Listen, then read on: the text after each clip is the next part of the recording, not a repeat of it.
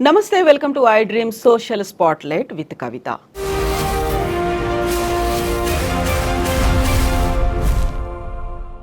Pushpa 2 benefit షోని సంధ్య 70mm ప్రదర్శిస్తున్నప్పుడు ఒక అపశృతి చోటు చేసుకుంది. ఒక మహిళ చనిపోయింది. తన కొడుకు ఇప్పటికీ ఐసీయూలో హాస్పిటల్లో ఉన్నారు. నిజంగా ఈ ఇన్సిడెంట్ జరిగిన తర్వాత ఒక రకమైనటువంటి చర్చ కూడా మొదలైంది. దీంతో పాటుగా తెలంగాణ రాష్ట్ర ప్రభుత్వం బెనిఫిట్ షోలని రాష్ట్రంలో నిషేధిస్తున్నట్టుగా కూడా అనౌన్స్ చేసింది. ఇది నిజంగా ఎలాంటి ప్రభావాన్ని చూపించబోతోంది? ఎవరు రెస్పాన్సిబుల్గా ఫీల్ అవ్వాల్సినటువంటి అవసరం ఉంది? మనతో పాటుగా ఉన్నారు ఫిల్మ్ క్రిటిక్ త్రిపురనేని చిట్టి గారు. చిట్టి గారు, నమస్కారం అండి. సో ఒక అన్ఫార్చునేట్ థింగ్ జరిగింది, ఒక అపశృతి చోటు చేసుకుంది. ఫ్యామిలీ అంతా వెళ్ళింది చూడ్డానికి. అనుకోకుండా తొక్కిసలాట జరిగింది, మహిళ మృతి చెందింది, వాళ్ళ అబ్బాయి హాస్పిటల్లో ఇంకా ఐసీయూలో ఉన్నాడు. ఎవరు బాధ్యులు సార్ దీనికి? నిజంగా అభిమానులు అనాలా, ఎవరు అనాలంటారు? దీని బాధ్యతలు మనం ప్రథమ బాధ్యతలు థియేటర్ మేనేజ్మెంట్ అమ్మ. ఎందుకంటే మేము గతంలో హీరోలు వెళ్ళటం అనేది ప్రతి సినిమాకి ఆనాటి రామారావు గారి రోజు నుంచి ఈ రోజు దాకా అలవాటే. రిలీజ్ అయినప్పుడు ఫస్ట్ ఏదో ఒక థియేటర్ సెలెక్ట్ చేసుకుంటారు, హీరో ఆర్టిస్టులు వెళ్తారు. ఇది ఆనవాయితీనే. ఎప్పుడు జరగదు. వాళ్ళు జరగటానికి కారణం ఏంటంటే, ఎప్పుడు ఏం చేస్తారంటే టికెట్లు కొన్న వాళ్ళని ముందు పంపించేస్తారు లోపలికి అందరూ జనాలు వెళ్ళిపోతారు. వెళ్ళిపోయిన తర్వాత ఆర్టిస్టులు ఎంటర్ అవుతారు లోపలికి. జనాలందరూ అక్కడ ఉండగా రారు, వాళ్ళు సైలెంట్గా టికెట్ టైటిల్స్ స్టార్ట్ అయినాక ఎంటర్ అవుతారు లోపలికి. అలా సైలెంట్గా తీసుకొస్తారు. ఎందుకంటే అప్పుడు జనాలంతా లోపలికి వెళ్ళిపోయి ఉంటారు, థియేటర్లో ఉంటారు కనుక. ఆ సిస్టము మరి టోటల్గా ఫెయిల్యూర్ సద్యాలో మొన్న. మేనేజ్మెంట్ తప్పది. ఎందుకంటే టికెట్ కొన్న వాళ్ళందరినీ, 1000 రూపాయలు టికెట్ కొన్న వాళ్ళందరినీ బయటే ఉన్నారు. ఆర్టిస్ట్ వచ్చినాక ఆర్టిస్ట్తో పాటు టికెట్లు కొనని వాళ్ళు ఆయనతో పాటు లోపలికి వెళ్ళిపోయారు. టికెట్లు కొన్నవాడు కూడా బయట ఆగిపోయారు. సో చాలా టోటల్ మిస్మేనేజ్మెంటు. ఒక ఆర్టిస్ట్ వస్తున్నాడంటే, ఆర్టిస్ట్ సడన్గా వచ్చారు సార్ మాకేం తెలీదు అనుకుంటే పర్లేదు. 3 hours బిఫోర్ నుంచి సద్యాకి వస్తున్నాడు అని సోషల్ మీడియాలో కూడా ట్రోల్ అయింది, ప్రచారం జరిగింది. సో వస్తున్నాడు అన్నప్పుడు లోపల వాళ్ళు పంపించేటారు లేదు, ఉంచాలనుకుంటే పోలీసు బెటాలియన్ డబ్బులు కట్టి పోలీసు బెటాలియన్ తెప్పించుకోవాలి. ఆ డబ్బులు కక్కుర్తిపడి పోలీసు బెటాలియన్ తెప్పించి 10 మంది పోలీసులు ఏం సరిపోతారు? 10 మంది పోలీసులు అంతమంది జనాల మీద ఏం సరిపోతారు? ఆ మాత్రం ఆలోచన లేకుండా సర్దుకోవచ్చు అన్నట్టు వాళ్ళు the kept quiet. Mistake total lies on the first mistake వాళ్ళ మీద ఉన్న. రెండో మిస్టేకు అర్జున్ తాలూకు పర్సనల్. ఎప్పుడు హీరోలకి పర్సనల్ ఉంటారు, పర్సనల్ గ్రూప్, బౌన్సర్లని పిఏలని ఉంటారు. వాళ్ళు ఎక్కడికైనా వెళ్ళేటప్పుడు ముందు అక్కడ పరిస్థితి ఏంటి ఎట్లా అని ముందు కనుక్కుంటారు. ఆటోమేటిక్గా కనుక్కుని దాని ప్రకారం మనం ఇప్పుడు వెళ్ళటం రిస్కు, లేదా కొద్దిసేపు ఆగి వెళ్తాం, ఇవన్నీ ఉంటాయి. ఆ ఎంక్వైరీ కూడా జరగల, వాళ్ళ సైడ్ కూడా తప్పు. ఆ ఎంక్వైరీ చేయాల్సిన స్టాఫ్ ఎప్పుడు ప్రధానికి చేస్తారు. మామూలుగా రావడానికి, షూటింగ్ రావడానికి రావచ్చా, బయలుదేరచ్చా, అక్కడ పరిస్థితి ఏంటి, ఇవన్నీ ఎంక్వైరీ చేసుకునే వస్తారు. సో అలాంటి ఎంక్వైరీ ఇక్కడ ఏంటి, రావచ్చా, పరిస్థితి ఏంటి అని ఎంక్వైరీ చేయకుండా వచ్చేసారు. సో ఆ రెండో మిస్టేక్ వాళ్ళ మీద. మూడో మిస్టేకు చెబితే బాగోదు, కానీ మూడో మిస్టేక్ ఆ పేరెంట్స్ది కూడా ఖచ్చితంగా. మూడో మిస్టేకు చెప్తే తప్పు, అంటే ఈ సమయంలో ఆ మాట చెప్పకూడదు కనుక. కానీ బట్ నిజాయితీగా మాట్లాడుకుంటే వాళ్ళది కూడా తప్పు. అర్ధరాత్రి 1 గంట షోకి ఏంటమ్మా పిల్లాడిని చిన్న పిల్లాడిని వేసుకుని రావటం ఏంటమ్మా, నువ్వు నేను చేస్తామా పని? మన పిల్లాడు ఎంత మారాన్ చేస్తే మాత్రం నోర్మై అర్ధరాత్రి ఏంటి రేపు చూడొచ్చు అని చెప్పి తిడతా తప్పితే మనం ఆ మారాన్ చేసేయడం తీసుకొచ్చేస్తామా 7 ఏళ్ళ పిల్లాడిని? ఎంత తప్పమది, ఎంత అబాధ్యత అది. సో అన్నీ కలిసిన మిస్టేక్స్ అమ్మా. దీన్ని అల్లు అర్జున్కి అంటకట్టడం కరెక్ట్ కాదు. Allu Arjun has got his own right. ఒక సిటిజన్కి ఉన్న హక్కు తనకు ఉందో, తన సినిమాని తన థియేటర్లో చూసుకుంటున్న హక్కు ఉంది కదా, ఆ హక్కు ప్రకారం వచ్చాడు. అదేమి అనైతికమో ఇదో కాదు కదా. తనకున్న హక్కు ప్రకారమే వచ్చాడు. అది చేయాల్సిన అరేంజ్మెంట్ చేసుకోవాల్సిన వాళ్ళు తను చేసుకోడు కదా. ఒక ఆర్టిస్టు పోలీసులు పెట్టండి అవి పెట్టి తను కాదు కదా చూసుకునేది. తను వస్తాడంటే జనాలు ఎంతమంది వస్తారు ఏంటి, ఆర్గనైజర్స్ ఒక ఫంక్షన్ చేసినా, ఒక ప్రోగ్రామ్ చేసినా, ఒక థియేటర్ దగ్గర కన్సర్న్ ఆర్గనైజర్స్ చూసుకుంటారు. కనుక ఆ భరోసాలో ఉంటారు ఎవరైనా సరే. సో ఇక్కడ టోటల్ సంధ్య మేనేజ్మెంటు గతంలో ఎంతోమంది కొత్త కాదు వాళ్ళకి ఆర్టిస్టు హీరోలు రావటం అని. నేనే వెళ్ళున్నానమ్మా, నేనే కృష్ణగారితో ఈనాడు సినిమాకి అదే సంధ్య థియేటర్ చూసాం, బాలకృష్ణతో వెళ్ళారు, మోహన్ బాబుతో వెళ్ళారు. అనేక సినిమాల్లో మేము హీరోతో పాటు ఫస్ట్ డే రిలీజ్కి వెళ్ళిన రోజులు ఉన్నాయి. అదే సంధ్యా థియేటర్లో కాకుంటే ఇప్పుడు టైం మారింది, ఆ ట్రెండ్ కూడా మారింది. మీరన్నదేమో అప్పుడు ఫస్ట్ షోకి వెళ్ళుంటారేమో. ఇప్పుడు ప్రీమియర్ షోలు, బెనిఫిట్ షోలు అని సినిమా రిలీజ్ కంటే ముందు రోజే అర్ధరాత్రులు, ఎర్లీ అవర్లు అది పెట్టడం. కరెక్టే. షో ప్రీమియర్ షో అవ్వచ్చు, ఫస్ట్ షో అవ్వచ్చు. ఇక్కడ విషయం ఏంటంటే డబ్బులు. మ్మ్. అప్పుడేమో డబ్బులు కాదు, డబ్బులు పెట్టి 1000 రూపాయలు పెట్టి కొనుక్కొని వచ్చిన వాళ్ళు కాదు. మామూలుగా షో వచ్చేవారు. అది సీక్రెట్గా ఖచ్చితంగా ఏ రోజు కూడా ఎన్నిసార్లు వెళ్ళినా నేను హీరోతో నాకున్న బంధంతో అంతమంది ఎప్పుడు వెళ్ళినా కూడా, ఏ సినిమాకి వెళ్ళినా కూడా టైటిల్ స్టార్ట్ అయినాకే లోపలికి వెళ్ళేవాళ్ళం. మ్మ్. టైటిల్ స్టార్ట్ అయినాకే. ఈవెన్ రాఖీలో నేను యాక్ట్ చేశాను. నన్ను రమ్మన్నారు థియేటర్కి. నేను కూడా నా స్థాయికి కూడా నేను పెద్ద వేగాన్ని జనాలు ఎగబడతారని కాదు కదా. వెళ్తే ఏదో కొంత 10 మందికి అలా 100 మందిలో ఒక 25 మంది సార్ ఫోటో అడగచ్చు. అదే ఎక్కువ మీద పడిపోరు కదా. అలాంటి నన్ను కూడా ఏమిటి ఇన్స్ట్రక్షను, కొంచెం కారులోనే ఉండండి, మ్మ్. కారులోనే ఉండండి, మీకు చెప్తాం అప్పుడు లోపలికి రండి అని. అలాగే కారులోని కూర్చుని వాళ్ళ టికెట్లు పంచి జనాలందరూ వెళ్ళిపోయినాక లోపలికి వెళ్ళాను. అయిపోయినా బయటకు వచ్చేటప్పుడు జనాలు కలవడం, మీద పడటం, ఆ సినిమా చూస్తూ అవన్నీ మామూలు ఉంటాయి. అంతే.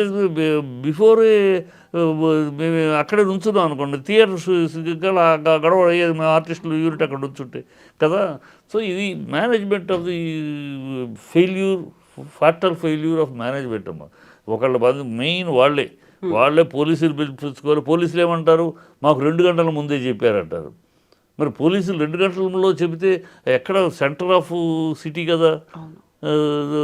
సెంటర్ ఆఫ్ సిటీలో రాలేదు, 2 గంటల్లో పోలీసులు రాలేదా? వాళ్ళు 2 గంటల ముందే చెప్పారు మాకు, మేము అరేంజ్ చేయలేకపోయాం, మాకు ముందే కనుక వాళ్ళు డబ్బులు కట్టేసి చేసుంటే మేము వచ్చేవాళ్ళని పోలీసు కమిషనర్ చెప్తున్నారు. అప్పుడు పోలీసులు కూడా కాకుండా పర్సనల్ సెక్యూరిటీ బౌన్సర్లే మళ్ళీ దాన్ని టేక్ ఓవర్ చేసుకున్నారు అనే మాట కూడా. అంతేగా 10 మంది పోలీసులు ఉన్నారు. పోలీసులు లేకపోయేటప్పటికి బౌన్సర్సే. మరి బౌన్సర్స్ బాధ్యత ఏంటి? వాళ్ళ వాళ్ళ వాళ్ళ ప్రొటెక్ట్ చేసుకోవాలి. అంతే, వాళ్ళ డ్యూటీ అది కదా. వాళ్ళు they are paid for it, their duty is that.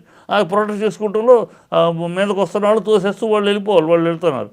ఈ తోపుల్లో పక్కకు తోయటంలో ఈ అమ్మాయి అక్కడ నుంచున్నది. ఈ అమ్మాయి పిల్లాడిని వేసుకుని దాని మీద ఆ తోపుడు అమ్మాయి ఎవరో మీద పడి వాళ్ళు తొక్కుంటూ వెళ్ళిపోయారు. సో ఇది బన్నీకి కూడా తెలియదు పాపం. తర్వాత కానీ తెలుసు, కానీ ముందు తెలీదు ఏం జరిగింది. ఎందుకంటే జరగగానే హాస్పిటల్ తీసుకెళ్ళారు. సో ఏదో తొక్కిసలాంటిది, ఎవరో హాస్పిటల్ తీసుకెళ్ళారు అన్నారు. అంతే, చనిపోయిందని తర్వాత విషయం. ఫస్ట్ అక్కడ స్పాట్లో జరిగింది అవగానే హాస్పిటల్కి తీసుకెళ్ళారు. మామూలుగా తొక్కిసలాట్లో ఎవరో కొంచెం మొంత పోయేవాళ్ళు, లేకపోతే ఏదో చిన్న దెబ్బ తగిలిన వాళ్ళు ఉంటారు, హాస్పిటల్కి వెళ్ళారు అని చెప్పారు. అదే ఇన్ఫర్మేషన్ అప్పుడు, ఇమీడియట్ ఇన్ఫర్మేషన్. తర్వాత అయ్యినాక కానీ ఆయన బన్నీకి తెలియదు అది. సో బన్నీని బ్లేమ్ చేయడం కానీ, బన్నీని తప్పు చేయడం కానీ నేను అంగీకరిస్తున్నాను. అది ఒక హీరోని తప్పు పట్టడం కాదు. హీరో జనాలు వస్తారనేది యాజమాన్యానికి తెలియాలి. తెలీదు, మాకు తెలియదండి, బన్నీ వస్తే ఇంతమంది వస్తారని మాకు తెలియదు అంటే అంతకన్నా హాస్యాస్పదమైన కమెంట్ కూడా ఉండదు కదా. ఈ మధ్య కాలంలో విపరీతంగా ప్రీమియర్ షోలు, బెనిఫిట్ షోలు అనేవి పెరిగాయి. దానికోసం గవర్నమెంట్లను కన్సల్ట్ చేయడం, వాళ్ళు కూడా ఒక జీవో ఇవ్వడం, టికెట్ల రేట్ పెంచుకోవచ్చని ఒక స్పెషల్ షోస్ పెట్టడం, మనం ఇంతకుముందు వినట్టుగా పొద్దున 4 షోస్ అనేవి కూడా స్టార్ట్ అవ్వడం, ఇవన్నీ చూసిన తర్వాత ఈ ఇన్సిడెంట్ జరిగిన తర్వాత మేము బెనిఫిట్ షోలకి అనుమతి ఇవ్వము అంటూ తెలంగాణ రాష్ట్ర ప్రభుత్వం ఒక అనౌన్స్మెంట్ చేసింది. ఇప్పుడు అనటం కన్నా ఇప్పటికైనా బెటర్ లేట్ దాన్ ఎవర్ అని ఇప్పటికైనా అందుకని తెలంగాణ మేము మొదటి నుంచి ఈ విషయానికి వ్యతిరేకంగా అనేక సార్లు కోర్టులో కేసులు వేసిన వాళ్ళు కూడా ఉన్నారమ్మా ఈ విషయం మీద. ఎందుకంటే బెనిఫిట్ షో అనేది ఒక దందా. ఇది అంటే బ్లాక్లో టికెట్ అమ్మితేనేమో పట్టుకుని జైలు వేస్తారా? అదే బ్లాక్లో అమ్ముకోండి మీరు టికెట్లు. ఇదేంటి బ్లాక్లో అమ్ముకోవటం కాకండి. 150 రూపాయలు, 1000 రూపాయలకి, 1200కి, 800కి అమ్ముకోమని పర్మిషన్ ఇవ్వటంలో అంటే బ్లాక్లో అమ్ముకోవటాన్ని లీగలైజ్ చేస్తున్నారా? ఆ బ్లాక్లో మేము 1000 రూపాయలకి అమ్ముకుంటే దాంట్లో ట్యాక్స్ గవర్నమెంట్కి వస్తుందా? లేదు. ఆ 150 రూపాయల టికెట్లో వచ్చే పర్సంటేజే వస్తుంది, ట్యాక్స్ ఎంత ఉందో అంతే వస్తుంది. కానీ ఈ మిగతా ఇది బ్లాక్లో అమ్మేసి దందా చేయటమే. ఇది వద్దు, ఇది కరెక్ట్ కాదు. ఇదే పుష్ప 1 రిలీజ్ అయింది. ఎప్పుడు రిలీజ్ అయింది? అప్పుడు ఈ బెనిఫిషియల్ ఇవ్వు క్యాన్సిల్ చేశారు. అప్పుడు ఇవ్వలేదు బెనిఫిషియల్స్ గవర్నమెంట్. మామూలు రేట్లు పెన్షన్ ఇవ్వలేదు. మామూలు రేటు బ్రహ్మాండంగా ఆడింది కదా. అఖండ సినిమా, ఈ సినిమా పాండమిక్లో రిలీజ్ అయ్యి మామూలు రేట్లతోటి ఎలాంటి బెనిఫిషియల్ స్పెషల్ షోలు లేకుండా బ్రహ్మాండంగా 2 హిట్ పెద్ద మంచి కలెక్షన్ చేసుకున్నాయి కదా. అదే నేను ఇంతకుముందు కూడా వీళ్ళ రిక్వెస్ట్ కూడా మేము పెట్టింది అదే. మీ సినిమా పాత సినిమా ఇంతకుముందు పార్ట్ 1 బ్రహ్మాండంగా ఆడింది. ఏ రేట్లో ఆడింది? ఈ రేట్లో కాదు కదా, మామూలు రేట్లోనే బ్రహ్మాండం కలెక్ట్ చేసింది కదా, మీరు మామూలు రేట్లోనే ఆడించండి. సరే 1 వీక్కి 100 కోట్లు సినిమాకి 100 కోట్లు సినిమాకి మాత్రమే ఖర్చు పెట్టిన దానికి రేట్లు పెంచుకోవడానికి అవకాశం ఇస్తున్నామని గవర్నమెంట్ అది ఏమి రేట్లు పెంచుకుంటాం? థియేటర్లో ఫస్ట్ వీక్ 1 వీక్ వరకు 200 రూపాయల టికెట్ 250, 150 రూపాయల టికెట్ 200, అలా 50 రూపాయలు 70 రూపాయలు పెంచుకోవడానికి పర్మిషన్ మొదటి 1 వీక్ వరకు థియేటర్లోనే. స్పెషల్ షోలు వేసి 1000 రూపాయలు అవి క్యాన్సిల్, మళ్ళీ కొత్తగా మొదలెట్టారు. అది గతంలో ప్రభుత్వం కూడా, వైసీపీ ప్రభుత్వం ఉన్నప్పుడు కూడా స్పెషల్ షోకి పర్మిషన్ ఇవ్వాలి, దాంతో ఇవ్వకపోతే తెలంగాణను ఇవ్వాలి. ఇప్పుడు స్పెషల్ షోలకు ఇస్తున్నారు. ఇది ఇవ్వటం వల్ల ఏంటంటే బ్లాక్ మార్కెటింగ్ జరుగుతుంది. అంటే ఏమిటి? భయపడిన వాడే, ఒక సినిమాకి భయపడిన వాడే తన సినిమా ఎలా ఉంటుంది, ప్రజలు ఆదరిస్తారని నమ్మకము, కాన్ఫిడెన్సు, మంచి సినిమా తీసామన్నవాడు చేయడు ఈ పని. భయపడేవాడు 3 రోజుల తర్వాత మన సినిమా ఏమైపోతుందో, 4 రోజుల తర్వాత మన సినిమా పడుకుంటుందేమో, తనకు ఈ లోపలే పిండుకోవాలి, ఎంత పిండుకోవాలి అని ఆదుర్దా పడేవాడు. తన సినిమా గురించి తను భయపడేవాళ్ళే ఆ పనులు చేస్తారు. కాన్ఫిడెన్స్ ఉన్నవాళ్ళు చేయరు. అది దీనివల్ల ఏం జరిగిందని ఇండస్ట్రీ ఎంత నష్టపోయిందంటే, మన గతంలో ఈ బెనిఫిట్ షోల వల్ల బోగస్ హీరోయిజం, ఒక్కొక్కడు ప్రతి ఒక్కటి బెనిఫిట్ షోలు వేసేసుకుని 100 crore క్లబ్, 1000 ఇంత కలెక్ట్ అయిందని చెప్పి ఒక బోగస్ స్టామినా, వీళ్ళ స్టామినా ఇంత అన్నట్టు బోగస్ స్టామినా ఎస్టాబ్లిష్ చేసుకుని ప్రతి ఒక్కడు కోట్లు అడిగాడు. ఇవాళ అడగమండి, ఇవాళ ఎందుకు అడగడం? మీ ఒరిజినల్ స్టామినా ఏంటో మామూలు రేట్లో రిలీజ్ అయితే తెలిసిపోతుంది, బెనిఫిషియల్ లేకపోయినప్పుడు. ఇవాళ ఎందుకు అడగలేకపోతారు? మళ్ళీ అది అందాక అవకాశం ఇస్తున్నారు బెనిఫిషియల్ పెట్టడం వల్ల. బెనిఫిషియల్ పెట్టడం వల్ల ఏంటి? ఫస్ట్ 5 రోజులు ఇంత కలెక్షన్ చూపించేస్తారు. ఈ డబ్బులన్నీ లెక్క పెట్టి ఇన్ని కోట్లు కలెక్ట్ చేసింది, అబ్బో ఈ స్టార్కి, ఈ హీరోకి ఇంత స్టామినా ఉందన్నమాట మనం అనుకుని ఎవడో పోతాడు. వాడికి 10 కోట్లు 15 కోట్లు, వాడి వర్త్ 2 కోట్లకు కూడా ఉండదు, వాడి సినిమా 20 కోట్లకు కూడా అమ్మదు, కానీ వాడికి 10 కోట్లు రెమ్యునరేషన్ ఇస్తారు. అలాగే దరిద్రం అయిపోయింది ఇండస్ట్రీ. ఆ బోగస్ స్టామినా, బోగస్ స్టార్డమ్ చూపించుకుని మోసపోయిన వాళ్ళు ఉన్నారు. ఇవాళ అది స్ట్రీమ్ లైన్ అవుతుంది. ఈ బెనిఫిట్ షోలు, ఈ గొడవలు లేకపోవడంతో ఎవడు స్ట్రెంగ్త్ ఏంటో సినిమాలో తెలిసిపోతుంది.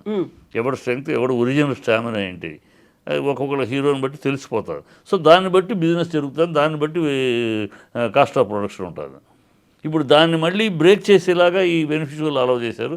ఏమైనా whatever it may be, జరిగిపోయింది. ఇప్పుడు at least better late than ever. ఇప్పుడైనా government no more benefit shows, no more special shows అని చెప్పి అంటాం మంచి పని. ఎందుకంటే ఇవాళ ఇదైంది, రేపు రామ్ చరణ్ ఉంది, బాలయ్యది ఉంది, మళ్ళీ అప్పుడు మళ్ళీ ఇదంతా విపరీతం అయిపోద్ది కదమ్మా. అది లేదని బ్యాన్ చేయటం చాలా మంచి పని చేశారు. ఇప్పుడు టికెట్ల రేట్లు పెంచకూడదు, వద్దు మీరు వీటిని ఆపేసేయండి అంటూ కొంతమంది కోర్టు దాకా కూడా వెళ్ళారు. హైకోర్టుకు వెళ్ళిన వాళ్ళు ఉన్నారు. కాకుంటే దాన్ని కొంచెం వాయిదా వేసింది కోర్టు అనేది, అది ఇంకా స్టిల్ పెండింగ్లో ఉంది. సో రేట్లు పెంచుకోవడం ఒకవైపు అయితే, బెనిఫిట్ షోస్ అనేది పెట్టుకోవడం, ఇవన్నీ నిజంగా మంచి జరుగుతుందంటారా? లేకుంటే ఇప్పుడు నిర్మాతలు చేసేటువంటి ఒక వాదన ఉంది, హై బడ్జెట్ మూవీస్ మేము తీస్తున్నాం కాబట్టి, సో దానికోసమని మా బడ్జెట్ కావచ్చు, మా చిత్రీకరణ కావచ్చు, మా క్వాలిటీ లాజిక్ నేను అడుగుతాను. మా హై బడ్జెట్ తీశాను కనుక నాకు రేట్లు పెంచుకుంటానికి అవకాశం ఇవ్వమని అంటున్నారు కదా. నేను లో బడ్జెట్లో తీశాను, నాకు తగ్గిస్తారా? తగ్గించండి.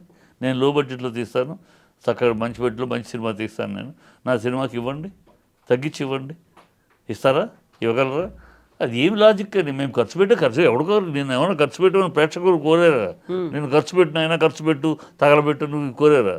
నువ్వు తీసావు, నీ టేస్ట్కి తీసావు, నీ యొక్క స్టోరీ డిమాండ్ని బట్టి తీసావు, లేకపోతే నీ హీరో డిమాండ్ని బట్టి తీసావు, నువ్వు తీసావు. తీసేసి ప్రజల మీద పడతారంటే ఎట్టా? బూస్టప్ ఆఫ్ ఫాల్స్ స్టామినాని ఎక్స్పెక్ట్ చేసి సినిమా అనేదమ్మా ఎవ్వరికీ ప్రయోజనం లేదు. ఈ డబ్బులు ఎక్స్ట్రా పెంచడం వల్ల ఎవ్వరికీ ప్రయోజనం లేదు. వీళ్ళు రేట్లకు వెళ్ళే డబ్బు, దాంట్లో ట్యాక్స్ కానీ గవర్నమెంట్కి వెళ్ళదు. ఓన్లీ ఈ ప్రొడ్యూసర్స్. అంటే నేను ఎవడు ఖర్చు పెట్టమన్నాడు? నేను ఖర్చు పెట్టమన్నానా? నువ్వు ఖర్చు పెట్టావు అని చెప్పి నువ్వు అడిగితే, నేను తక్కువ పెట్టాను నన్ను తగ్గించమని అడిగితే కుదురుతుంది? అది ఏమన్నా లాజిక్కేనది? కాదు కదా. నేను నువ్వు ఖర్చు పెట్టావు, ఖర్చు పెట్టినప్పుడు నువ్వు రిలీజ్ చేసుకో. నెంబర్ ఆఫ్ థియేటర్ చేసుకుంటున్నావు, దానికోసమే నెంబర్ ఆఫ్ థియేటర్ నువ్వు ఒక కలెక్షన్ రావాలని చెప్పి 1000 థియేటర్లు చేసుకుంటున్నావు, 800 థియేటర్లు చేసుకో.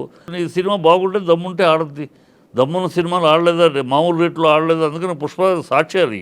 పుష్ప ఏంటి, పుష్ప 1 ఏంటి, అఖండ ఏంటి, ఇవన్నీ సాక్ష్యాలు. మామూలు రేట్లోనే బ్రహ్మాండమైన కలెక్షన్ చేసేది. ఒక్కొక్కటి 5 సార్లు చూశారు జనాలు. ఒక్కొక్క ప్రేక్షకుడు 5 సార్లు 6 సార్లు చూశారు. సో అలా అలా సినిమా ఉంటే చూస్తారు, మీ కలెక్షన్ మీకు వస్తుంది. అందుకని మేము వస్తుందో రాదో, మేము డబ్బు ఖర్చు పెట్టాం కానీ మంచి సినిమా తీసామో లేదో మాకే గ్యారంటీ లేదు. మా సినిమాని ఆడియన్స్ నెత్తిని పెట్టుకుంటారో బొంద పెడతారో మాకు తెలియదు. కనుక మేము ముందు పిండేసుకుంటాం మీ దగ్గర అంటే ఎట్లది? Is it a logic? Is it a sensible argument? So ఇక్కడ ఇంకొక ఇష్యూ కూడా కనిపించింది. పీవీఆర్ సినిమాస్కి సంబంధించి ఈ సినిమాను మేము ప్రదర్శించట్లేదు కొన్ని అనివార్య కారణాల వల్ల, ఇక్కడ కూడా షేర్లలో తేడా వచ్చింది అనే మాట కూడా వినిపించింది. షేర్లలో తేడానే కదమ్మా, నాకు తెలిసిన ఇన్ఫర్మేషన్ ఎంతవరకు కరెక్ట్, మోస్ట్ ప్రాబ్లీ నాకు తెలిసింది. వీళ్ళు ఏం చేస్తున్నారంటే ఎగ్జిబిటర్స్ నుంచి అందరు ఎగ్జిబిటర్స్ ప్రతి ఎగ్జిబిటర్ అడ్వాన్స్లు అడుగుతున్నారు, ముందు డబ్బులు ఇవ్వడానికి. మామూలుగా ఎగ్జిబిటర్స్ డిస్ట్రిబ్యూటర్స్కి అడ్వాన్స్ ఇస్తారు, ఆ డిస్ట్రిబ్యూటర్స్ వచ్చి మన దగ్గర కొంటారు. ఇప్పుడు వీళ్ళు కొన్ని స్ట్రైట్గా వీళ్ళే రిలీజ్ చేయడంతో వీళ్ళు ఏం చేస్తున్నారు, మాకు డబ్బులు ఇవ్వండి, అడ్వాన్సులు ఇవ్వండి అంటున్నారు. అడ్వాన్స్ హై లెవెల్లో అడుగుతున్నారు. సో అడ్వాన్స్ అంత హై లెవెల్లో ఇచ్చి సినిమాలు తెచ్చుకునే పరిస్థితి ఐమాక్స్కి కానీ పీవీఆర్కి కానీ ఉండదు. వాళ్ళ థియేటర్కి జనాలు వస్తారు, వచ్చి సినిమా చూడాలని థియేటర్లు, వాళ్ళ జనాలు సింగిల్ థియేటర్ల కన్నా వీటికి వెళ్తున్నారు. కనుక వాళ్ళు మీకు అంతంత ఎక్స్ట్రాలు ఇచ్చి అంత ఎగబడి కొనుక్కోవాల్సిన కర్మ మాకు లేదన్నట్టు. అందులో ప్రసాద్ రమేష్ గారు చాలా జెంటిల్మెన్, చాలా స్టాండర్డ్ మనిషి. ఇలాంటి బేరాలకు ఆయన వంగడు, క్యారేజ్ అట్ సారీ అనేస్తాడు. అట్లాగూ వీళ్ళు అడ్వాన్స్ విపరీతంగా అడగటము, ఆ అడ్వాన్స్ ఇచ్చిన వాళ్ళకి థియేటర్లు ఇవ్వటము, దాంతో వాళ్ళు ఏమన్నారు మామూలు రొటీన్ పర్సన్ వాళ్ళు ఎత్తా అంటే రిలీజ్ అయినాక ఇమీడియట్గా జెన్యున్గా ఉంటుంది. ప్రసాద్ ల్యాబ్ అంతా, ప్రసాద్ ఐమాక్స్ అంతా జెన్యున్గా టక్కన అయిందా ఫట్ ఆ 1 వీక్లో క్లీన్ సెటిల్మెంట్, ఎప్పటికప్పుడు పెండింగ్లు ఉండవు. కనుక వాళ్ళు మాది క్లీన్గా వైట్ పేపర్ లాగా ఉంటుంది. కనుక మీరు వేసుకోండి, తీసుకోండి అంతే చెప్తే మీకు ముందు ఇచ్చి తీసుకోవాల్సిన కర్మ మాకు లేదు అంటారు. సో ఇప్పుడు బెనిఫిట్ షోస్ మాత్రం రద్దు చేశారు తప్ప ఫర్దర్గా రిలీజ్ అయ్యేటువంటి ఇలాంటి భారీ బడ్జెట్ సినిమాలకి టికెట్ల రేటు పెంపుదల ఉండదు అలాంటి స్టేట్మెంట్ అయితే ఏం రాలేదు కదా. అంటే ఉన్న జీవో ఉంది కదమ్మా, జీవోని రివోక్ చేయాలి మళ్ళీ. ఇప్పుడు ఆంధ్రప్రదేశ్ జీవో ఉంది, ఇక్కడ జీవో ఉంది. ఇదే కాదు మిగతా వచ్చే రాబోయే సినిమాలు కూడా అదే, రాబోయే సినిమాలకి ఓల్డ్ జీవో ఒకటి ఉంది. ఆ జీవో ప్రకారం ఏంటంటే 100 కోట్లు సినిమాకి మాత్రమే ఖర్చు పెట్టిన సినిమా, నువ్వు 300 కోట్లు అవచ్చు, బడ్జెట్లో ఎంత బడ్జెట్ అని నువ్వు చెప్పచ్చు, కానీ 100 కోట్లు సినిమాకే ఖర్చు పెట్టామనే డీటెయిల్స్, అంటే కెమెరామెన్, హీరో, హీరోయిన్ రెమ్యునరేషన్ లేకుండా సినిమాకే ఖర్చు పెట్టినదైతే మీరు అది ప్రూవ్ చేస్తే మా దగ్గర మీరు రేట్లు పెంచుకోవడానికి అవకాశం ఇస్తాం. 1 వీక్ 10 డేస్, 1 వీక్ 2 వీక్స్ లేదా 10 డేస్కు రేట్లు పెంచుకోవడానికి. ఇది ఇలా కాదు, అడ్డదిడ్డంగా కాదు. థియేటర్ దగ్గర 200ది ఒక 100 రూపాయలు పెంచుకుంటారు, 150ది ఒక 50 రూపాయలు పెంచుకుంటారు. అలా సింగిల్ థియేటర్లో 70 రూపాయల టికెట్ 100 రూపాయలు ఉంటుంది. ఇలా పెంచుకోవడానికి అవకాశం ఇస్తారంతే. అది ఒప్పుకున్నారు గవర్నమెంట్, ఆ జీవో ఉంది. ఇప్పుడు అది కూడా క్యాన్సిల్ చేయాలంటే మళ్ళీ కొత్త జీవో రావాలనుకోండి. ఇప్పుడు దానివల్ల నష్టం లేదమ్మా. సరే ఏదో మేము ఖర్చు పెట్టామంటున్నారు, ఓకే, ఒక వారం రోజు ఒక 30 రూపాయలు 50 రూపాయలు పెంచుకుంటే చూసేవాళ్ళు. ఇప్పుడు 250ని 300, 200 టికెట్ని 300 అన్నారు కొమ్మ, కొనుక్కు ఏదో 100 రూపాయలు ఓకే, క్రేజ్ ఉన్న సినిమాని ముందు చూడాలి. 1000 రూపాయలు అంటే కదా సమస్య, 1000 రూపాయలు 800 అంటే కదా దోచుకుంటాం అనేది. ఇది అంటే సరే, ఇది కూడా మేము అబ్జెక్ట్ చేసాం. అసలు ఎందుకు పెంచాలి, పెంచితే చిన్న సినిమాలకు తగ్గిస్తారా అని అప్పటి నుంచి మా లాజిక్ అదే.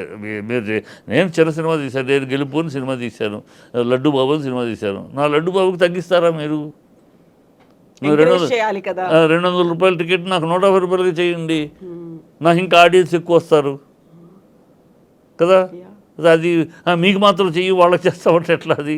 సో అవన్నీ ఉన్నాయి, కాంట్రడిక్షన్స్ ఉన్నాయి. బట్ ఏదో జరుగుతుంది అంతవరకు.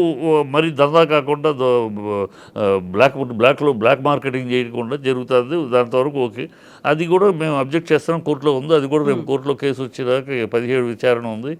ఆయన కోర్టులో జడ్జి చాలా దీని గురించి, ఈ దందాని గురించి నాకు చాలా తెలుసు, మీకు 17వ తారీఖు సవినయంగా అన్నీ నేను చేస్తా అన్నాడు. ఆయన అంటలోనే ఆయన దాని మీద చాలా అవగాహన ఉన్నాడు ఆయన.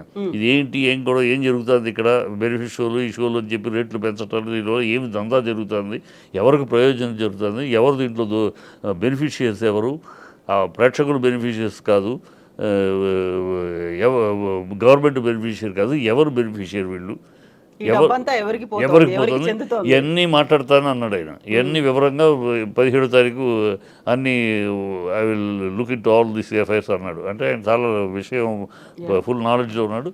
సో వస్తుంది, అది వచ్చినాక మనకే ఉండాలి. నేను అనేది ఎవడో కోర్టు ఆర్డర్ వేసి ఎవడో చేయడం, మనకి సెల్ఫ్ డిసిప్లైన్ కావాలి నా కోరిక. ఇండస్ట్రీలో మనం ఇలా దోచుకుని ఎందుకు బతకాలి? కష్టపడి సినిమా తీస్తున్నాం, బ్రహ్మాండంగా తీస్తాం, ఆడియన్స్కి మెచ్చేలా సినిమా తీయాలి మనం. లేదండి ఎక్కడ గ్యారంటీ చెప్పలేము అని అందుకని నేను మోసం చేస్తానంటే ఎట్లా అమ్మా? అదే మరి దొంగతనం చేసేవాడు, హత్య చేసేవాడు అదే కదా రీజను. దొంగతనం చేసేవాడు ఏం చెప్తాడు? ఎక్కడైనా నాకు పని దొరకట్లేదు, పనిస్తే ఎవడు పని ఇవ్వట్లేదు, పనిస్తే డబ్బులు ఇవ్వట్లేదు, మరి దొంగతనం ఏం చేయను అంటాడు. అదే లాజిక్కే కదా ఇది. నేరం నాది కాదు ఆకలిది. నేరం నాది కాదు ఆకలిది అన్నట్టు ఇది అసహ్యం లాజిక్ ఇది. అది మనకే డిసిప్లిన్ ఉండాలి, మనకే ఈ దందా చేయకూడదు, మనం ప్రేక్షకులు దోచుకోకూడదు. ప్రేక్షక దేవుళ్ళు అని ప్రతి మీటింగ్లో అంటాం. ఫ్యాన్స్ లేకపోతే మేము లేము, మీరే మా దేవుళ్ళు అని ప్రతి మీటింగ్లో ప్రతి హీరో అంటాము. ఆ ప్రేక్షకులను దోచుకుంటాం ఏంటని, ఆ ప్రేక్షకులను దోపిడీ చేయటం ఏంటని, ఇది మనకే ఉండాలి కదా, మనకే ఆ విజ్ఞత ఉండాలి కదా మనకి. అది అనేది. థ్యాంక్ యూ సో మచ్ చిట్టి గారు. థ్యాంక్ యూ అండి.